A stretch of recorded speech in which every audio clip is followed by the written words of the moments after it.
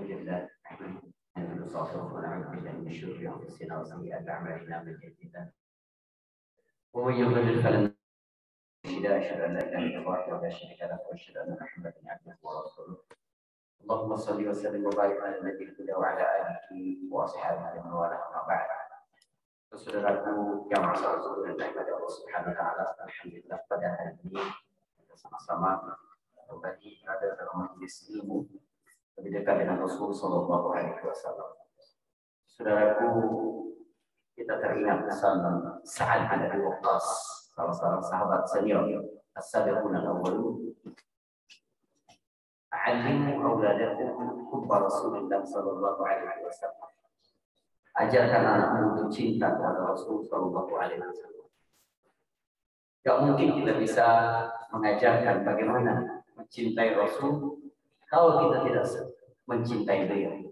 Gak mungkin kita dapat mengajarkan anak-anak kita untuk mencintai Nabi kalau kita pun sebenarnya belum merasa cinta kepada Rasulullah sallallahu alaihi wasallam.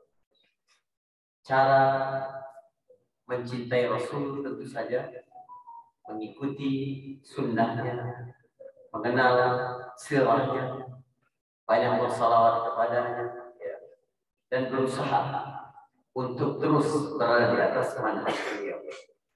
Hari ini kita telah sampai sebelumnya kita telah sampai kepada bagaimana keadaan dunia ketika Rasulullah SAW diutus, dilahirkan. Sekarang adalah momentum di mana kelahiran itu terjadi. Pada pertemuan yang lalu saya sudah cerita belum tentang Raja Abraha menghancurkan Ka'bah. Sudah lupa ya, karena 2 bulan yang lalu. Jadi Allah Subhanahu wa taala menyiapkan alam semesta ini mendukung ketika Allah mengutus Nabi sallallahu alaihi wasallam. Nabi berasal dari kabilah Quraisy. Maka Quraisy pertama-tama dimuliakan oleh Allah Subhanahu wa taala. Biar nanti orang memandang Rasulullah sebagai seorang yang penting. Bagaimana di antara skenario Allah memilih Quraisy, suku Quraisy dibanding suku-suku lain dari bangsa-bangsa yang ada di dunia? Yang pertama adalah keberadaan Ka'bah. Ka'bah ini sebagai pusat kegiatan keagamaan sekaligus ekonomi dan sosial. Ini menarik. Orang-orang menjadikan Ka'bah serta ritual ibadah yang di dalamnya itu sebagai sesuatu yang terpadu dengan kegiatan-kegiatan lain sehari-hari. Karena apa? Karena walaupun setiap kabilah, walaupun setiap negeri memiliki tempat ibadahnya masing-masing, namun mereka menganggap penting Ka'bah sebagai rumah Allah, sehingga mereka tetap melakukan ibadah bersama di situ, seperti tawaf atau pada musim haji pergi haji. Sebelum ada Islam sudah ada haji, sebab ibadah haji ini berasal dari Nabi Ibrahim alaihissalam. Allah berfirman kepada Nabi Ibrahim, "Wa'adzin fin nasi bil hajj." Kumandangkanlah undangan, panggilan kepada orang-orang untuk melaksanakan haji ke rumah Allah. Maka orang-orang pun tetap datang ke Ka'bah. Lalu, karena itu adalah ibadah yang memerlukan waktu cukup lama. Setelah perjalanan yang juga cukup jauh, maka orang-orang pun hidup secara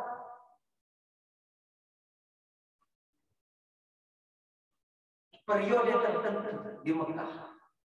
Maka ekonomi hidup di situ, kehidupan sosial, dan bagaimana kabilah-kabilah lain memandang Quraisy menjadi sangat penting. Yang pertama,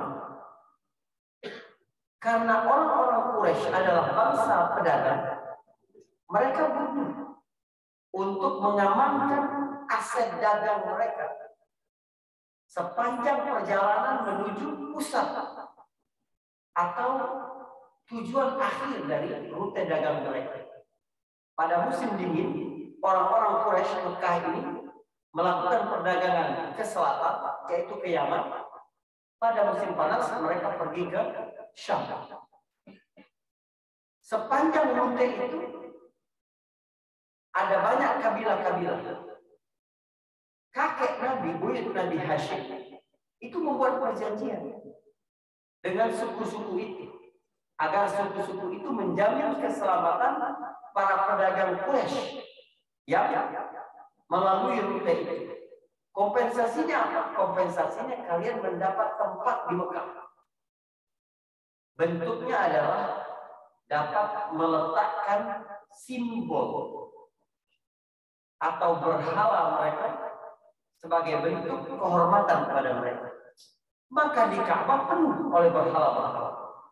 Jadi waktu Nabi Shallallahu Alaihi Wasallam menaklukkan kota Mekah pada tahun 8 Hijriah, lalu Nabi meruntuhkan 360 patung yang ada di Ka'bah. Itu bukan Tuhan orang Quraisy semua, bukan. Tapi Tuhan-Tuhan kabilah-kabilah yang berada dalam circle perjanjian kafilah-kafilah dagang Quraisy untuk menjaga keamanan mereka. Karena ada Ka'bah, maka kedudukan orang Quraisy sangat tinggi di mata kabilah-kabilah lain di Arab. Ini mendatangkan kedengkian karena ada keuntungan ekonomi yang luar biasa. Sebab rumah-rumah minuman keras, pelacuran, mohon maaf, kemudian usaha-usaha kuliner berkembang sangat maju. Sebab orang-orang tinggal pada masa yang cukup lama di Mekah. Karena itulah seorang gubernur dari Raja Habasyah yang memimpin wilayah Yaman bernama Abraha kemudian membuat Ka'bah tanding.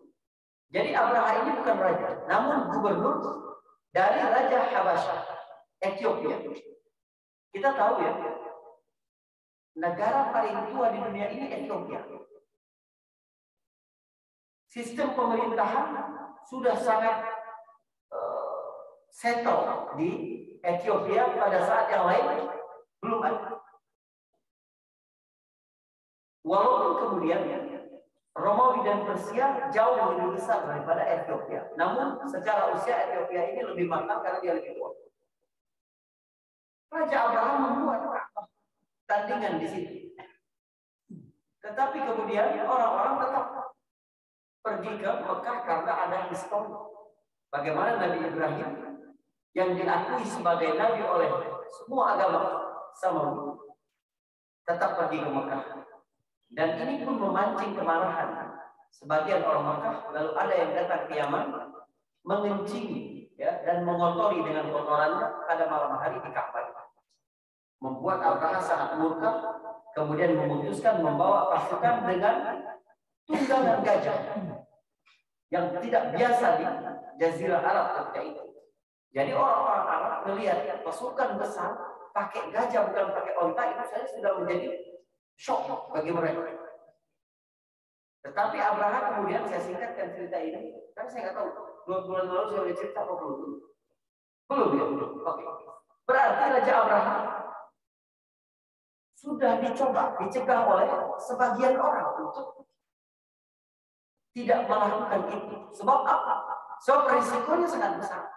Dia bukan hanya berhadapan dengan orang-orang Quraisy, tapi berhadapan dengan suku-suku lain yang telah terlibat MOU yang digagas oleh Hashim buyut Nabi Sallallahu Alaihi Wasallam. Makanya ketika Abraha sampai di perbatasan kota Mekah, dia mendirikan tenda dulu, tidak langsung masuk ke Mekah. Dia ingin meyakinkan orang-orang bahwa kami tidak mau menyerang kalian, kami tidak mau menghancurkan negeri kalian.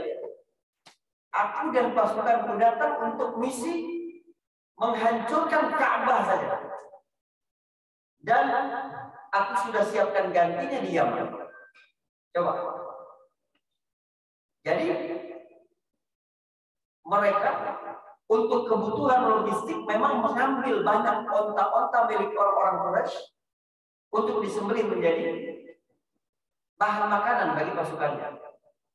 Lalu Abraham mengutus orang untuk ke Mekah, meminta satu delegasi dari Mekah. Apa yang mereka inginkan agar tidak terjadi kontak fisik antara orang Mekah dan pasukan Abraham.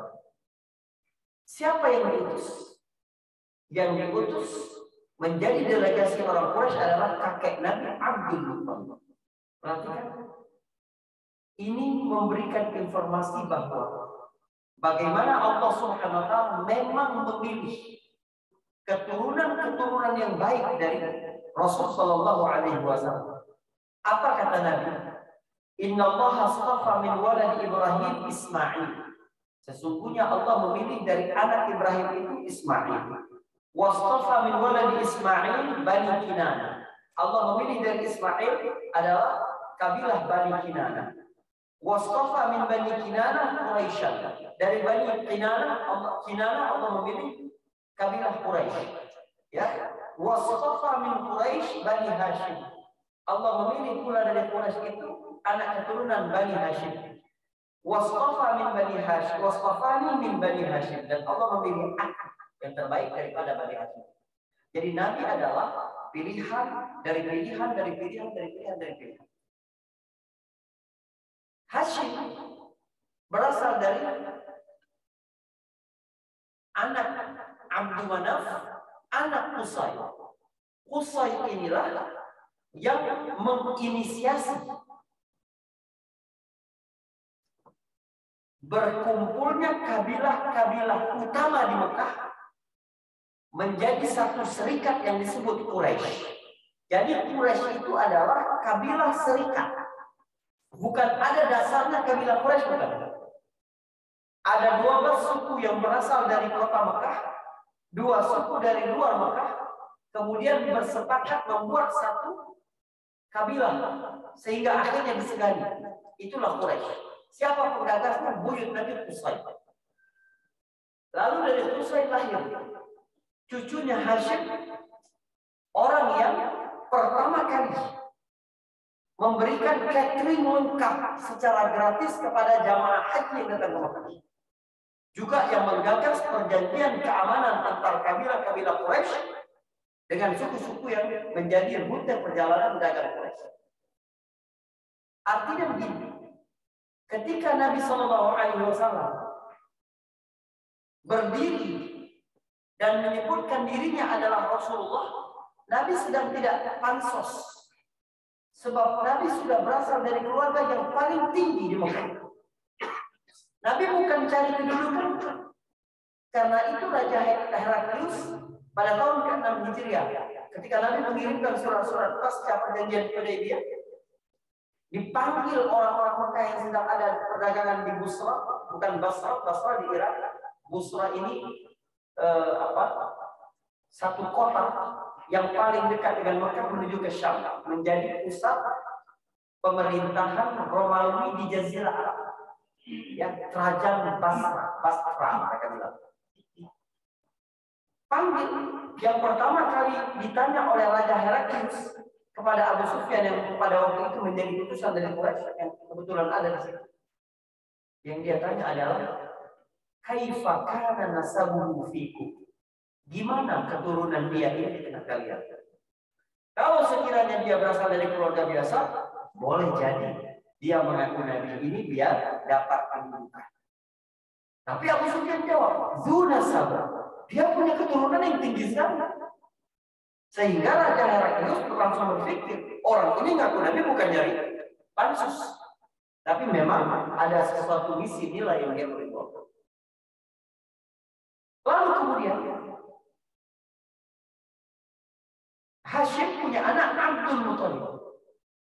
Jadi mana saja yang membuat kesepakatan sehingga jadi Quraisy, ada Bani Hashim, ada Bani Umayyah, ada Bani Makhzum, kabilahnya siapa? Abu Jahal. Ada Bani Abdiddar, kabilahnya Mus'ab bin Umair. Ada kabilah Bani Umayyah, kabilahnya Utsman bin Affan. Ada Bani Taim, Abu Bakar As-Siddiq, ya, dari situ. Kemudian ada Bani Zuhrah, asal keturunan ibu Nabi Shallallahu Alaihi Wasallam.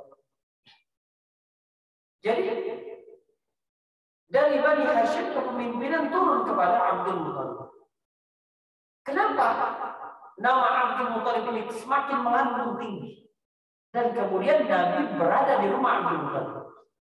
Nabi belajar, Nabi dipandang sebagai seorang yang mulia secara sosial, dan Nabi belajar bagaimana akrab dengan isu-isu kaum elit yang ada di Quraisy karena Nabi pernah di luar kakek Abdul Muthalib. Abdul Muthalib pertama, dia adalah putra mahkota yang meneruskan kepemimpinan Bani Hashim yang sangat disegani di Quraisy. Yang kedua, Abdul Muthalib juga menemukan mata air Zam-Zam. Jadi Zam-Zam sepeninggal Nabi Ismail alaihissalam, Bani Jurhum yang hidup di Mekah ini kembali bermaksiat, kembali melakukan kesyirikan kepada Allah Subhanahu wa taala. Puncaknya ketika Amr bin Luhai namanya membawa berhala dari Syam. Ini bagus juga kita bawa ke Mekah, lalu kita sembah. Akhirnya mulai ada berhala di Mekah pada masa Amr bin Luhai. Nabi SAW ketika Isra Mi'raj melihat Amr bin Luhai ini disiksa, ya, di api neraka, dibuka Allah hijab karena dia yang pertama-tama membawa paham paganisme ke Quraisy. Kemudian Allah Subhanahu wa taala menutup mata air Zam-Zam sehingga kesulitan di Mekah itu air. Satu hari Abdul Muthalib sedang tertidur, ya, dia ada punya tempat khusus Abdul Muthalib ini karena dia pemimpin kaum. Dia biasa tidur di Hijr Ismail, ya, daerah Hijr Ismail sekarang itu masih berdinding pada waktu itu karena Ka'bah itu kan besar sebenarnya, bukan seperti yang sekarang. Jadi yang setengah lingkaran Hijr Ismail itu juga dulu ada dindingnya. Lalu ada pintu keluar, jadi Ka'bah ada 2 pintu. Nah, Abdul Muthalib sering tidur di daerah dekat Hijr Ismail. Suatu hari dia tertidur, tiba-tiba ada orang datang dalam mimpinya berkata, "Ahfir tibah." Galilah tibah. Tibah ini secara bahasa artinya kebaikan. Abdul Muthalib bertanya, "Wa ma tibah? Apa yang kau maksudkan dengan tibah?" Lalu orang itu pergi dan Abdul Muthalib terbang. Besoknya Abdul Muthalib tidur di situ. Abdul Muthalib kembali didatangi orang yang sama dan berkata, "Ahfir al-birra." Galilah kebajikan. Birra itu secara bahasa artinya kebajikan. Kata Abdul Muthalib, "Apa itu birra?" Lalu orang itu pergi dan Abdul Muthalib terbang. Besoknya orang itu kembali datang dalam mimpinya dan berkata, "Ahfir al-maghlunah." Ya, keberkahan yang besar. Kata Abdul Muthalib, "Apa itu maghlunah?" Lalu dia terbangun kembali. Besoknya dalam mimpinya datang lagi orang itu dan berkata, "Ahfir Zam-Zam." Gali Zam-Zam, itu juga tempat. Abdul Muthalib pun bersama putra paling tuanya, ya, Al-Harith bin Abdul Muthalib, menggali Zam-Zam. Nah, lalu kemudian muncul mata air yang sampai sekarang tidak terputus. Bayangkan bagaimana orang Quraisy berhutang budi dan merasa jasa Abdul Muthalib itu kuat sekali. Di tengah padang pasir menemukan kembali mata air yang tidak pernah terputus. Yang kedua, Abdul Muthalib menjadi sangat berarti di tengah Quraisy ketika Raja Abraha ini datang. Jadi Raja Abraha sudah mengambil banyak onta orang-orang Quraisy, di antaranya onta Abdul Muthalib diambil 200 ekor. Ketika orang Quraisy mengutus delegasinya Abdul Muthalib, Raja Abraha sedang di atas gajahnya dengan penuh kebanggaan, biar orang-orang Quraisy delegasi yang datang itu melihat keagungan mereka. Begitu Abraha melihat Abdul Muthalib, melihat wajahnya, melihat perawakannya, Abraha merasa segan. akan dibawa orang itu. Coba ya. Kan dari sel sperma Abdul Muthalib kemudian lahir Abdul Muthalib. Dari Abdullah kemudian lahir Rasulullah.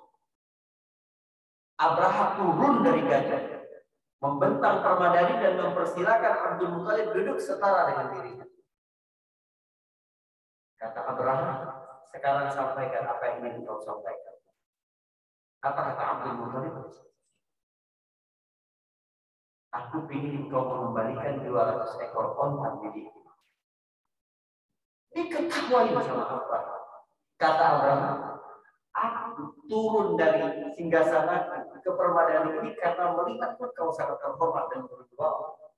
Tapi ketika engkau memberi kesempatan untuk mengucapkan sesuatu, menyampaikan sesuatu, engkau sama sekali tidak menyinggung tempat sucimu, tidak menyinggung rumah ibadahmu yang kau tahu aku datang menghancurkan itu.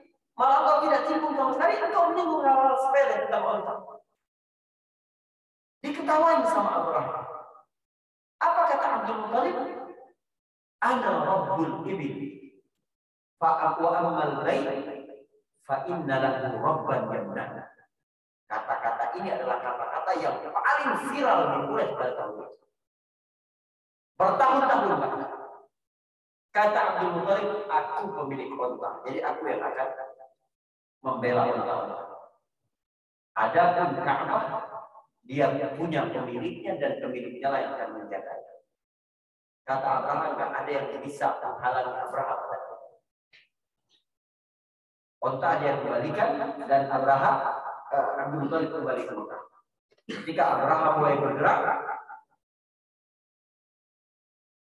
gajah-gajahnya itu tidak mau mengarah ke Mekah. Ketika dicoba diarahkan ke arah Yaman kembali, mereka mau berjalan. Tapi betapa murkanya Abraham dan memaksa tunggangan-tunggangannya itu dan pasukan itu untuk menuju Mekah, menghancurkan Ka'bah, misi utama mereka. Lalu Allah kirim burung ababil kepada pasukan itu sehingga akhirnya Allah binasakan. Alam tara kaifa fa'ala rabbuka bi ashabihi, kata Allah. Alam yaj'al kaidahum fi tadlil wa arsala 'alaihim tayran ababil dan seterusnya. Lihat kejadian ini dan bagaimana Allah mengatur. Abdul Muthalib, kakek kandung Rasulullah. Dari kata-kata Abdul Muthalib inilah kemudian orang-orang Quraisy merasakan bahwa Ka'bah ini memiliki Tuhan yang menjaganya pasti. Bukan Lata, bukan Uzza, bukan Manat, bukan Hubal, bukan berhala-hala mana. Mereka tahu sampai dalam benak mereka, pikiran mereka bahwa berhala-berhala itu tidak mungkin bisa menghalangi bagi Abraham. Siapa yang mengirim burung ababil itu?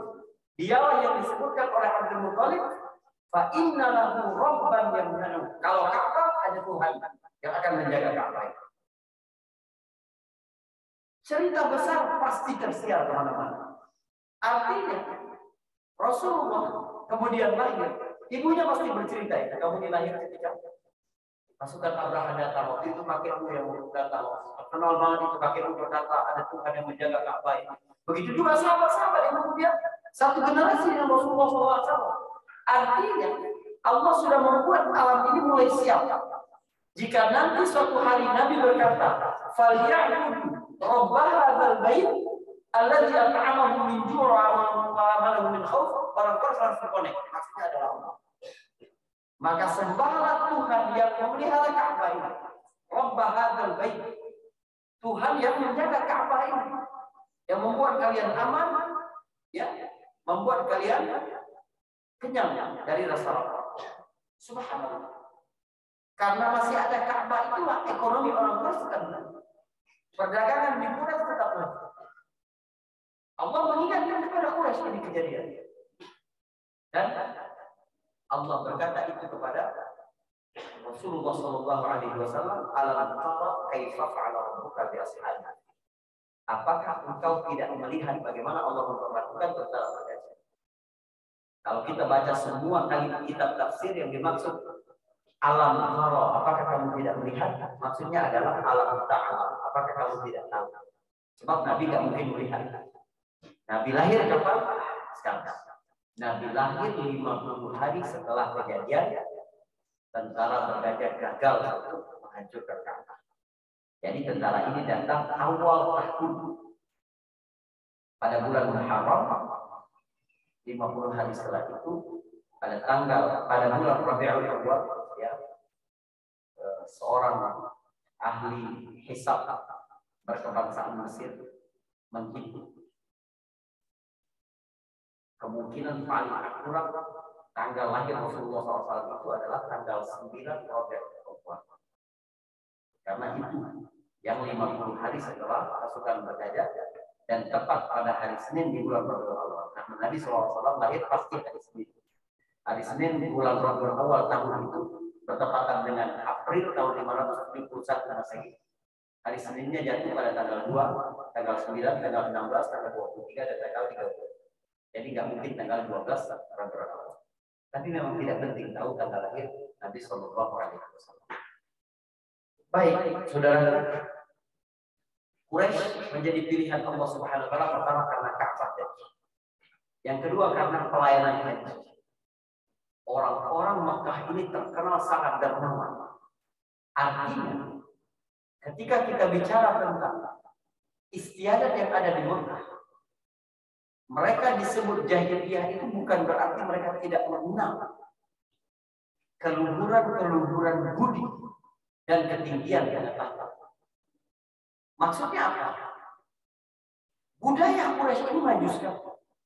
Produk budaya yang paling besar adalah bahasa. Bahasanya sangat tinggi. Setiap hari Selasa ada pasar sastra di Quraisy itu. Orang-orang berlomba membuat bait-bait syair, lalu yang paling baik dapat penghormatan ditempelkan di dinding Ka'bah.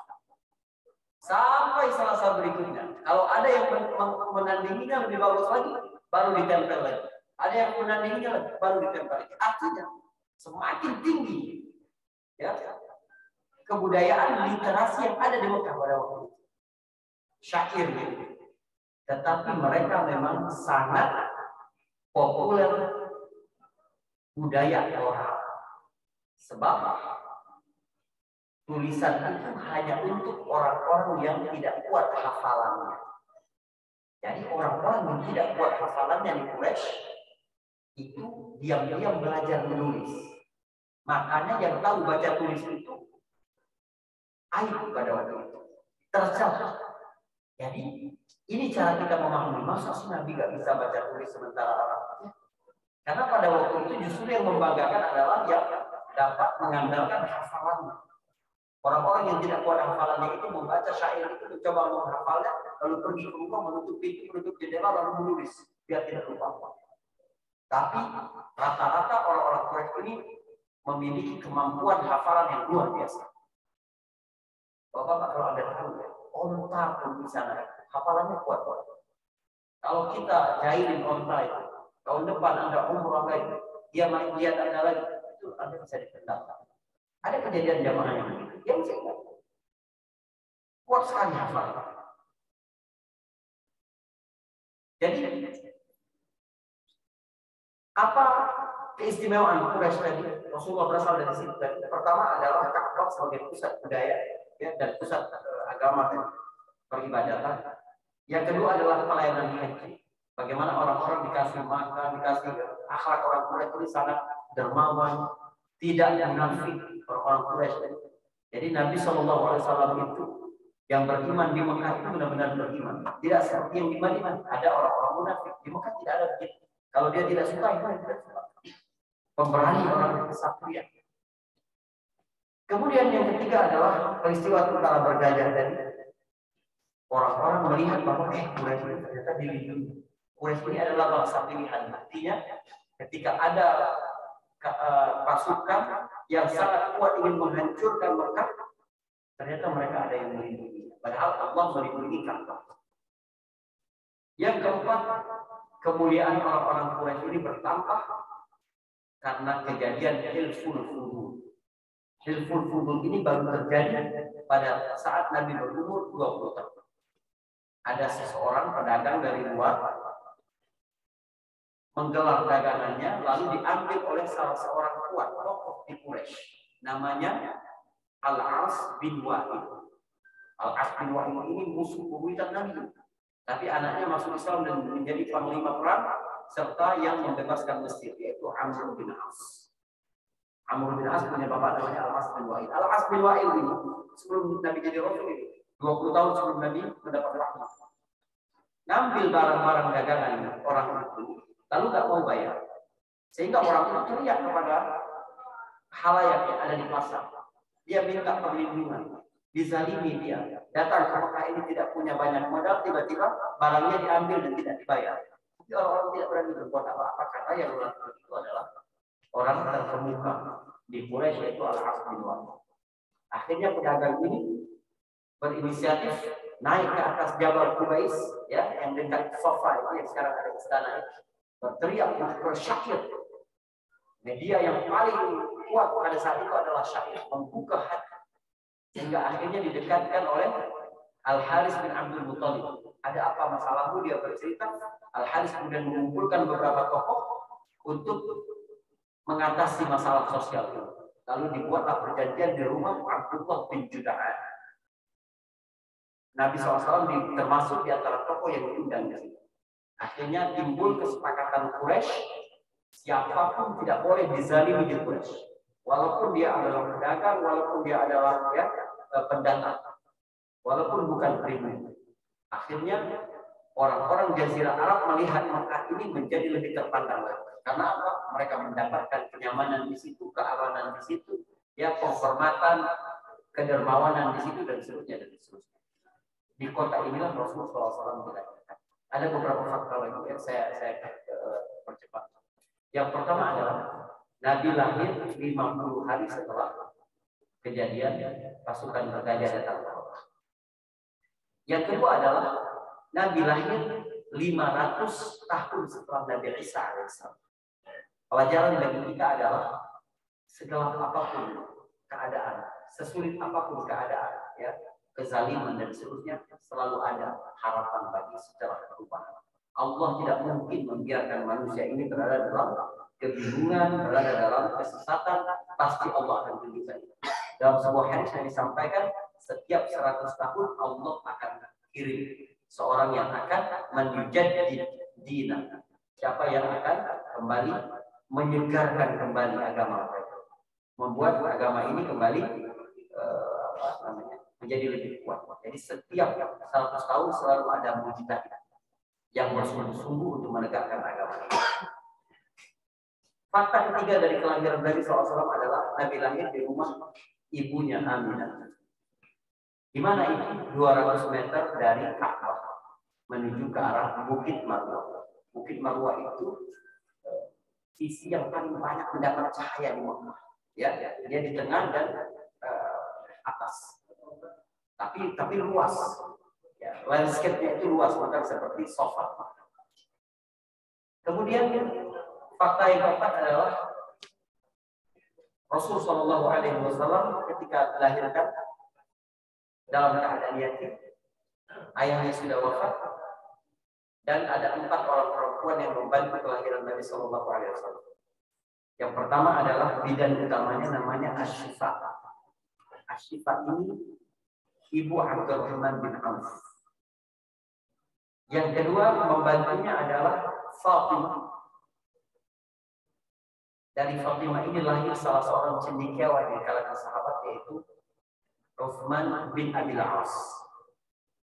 Kemudian yang membantu Nabi juga adalah Ummu Aiman, pembantu pelayan perempuan peninggalan ayahnya Abdullah. Dan Ummu Aiman ini lahir Usama bin Zaid, seorang pahlawan panglima perang penting dalam Islam. Yang keempat membantu Nabi, kelahiran Nabi adalah Suwaibah, hamba perempuan milik Abu Jahal yang kemudian dimerdekakan Abu Jahal karena senang Abdullah saudaranya dapat melahirkan seorang putra. Jadi walaupun Abdullah sudah wafat, keluarga mereka akan terus terhormat karena sempat melahirkan seorang laki-laki yang akan meneruskan perjuangan itu. Jadi lihat bagaimana Allah Subhanahu wa taala memberikan keberkahan bagi 4 perempuan yang membantu kelahiran Nabi. Pelajarannya bagi kita adalah jika ada proyek kebaikan, maka tempatkan dirimu berada di dalam. Kalau bisa kita terlibat dalam proyek sekecil apapun yang berkenaan dengan kebaikan-kebaikan, lakukan. Ya, Allah membalas langsung kemuliaan para wanita-wanita ini. Satu memperoleh anak, Abdurrahman bin Auf, sahabat yang paling kaya dan salah satu dari 10 yang dijamin oleh surga.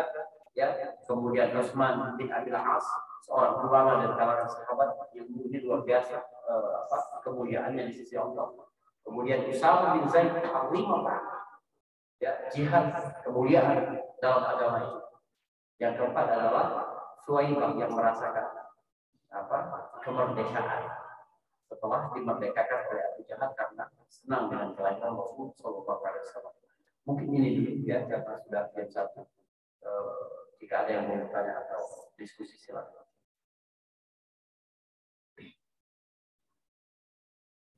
Silakan. Cukup mungkin ini dulu ya.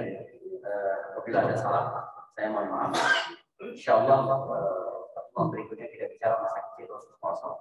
Masa kecil Nabi ini lebih menarik. Kenapa? Karena bagaimana Allah membentuk karakter pada golden age.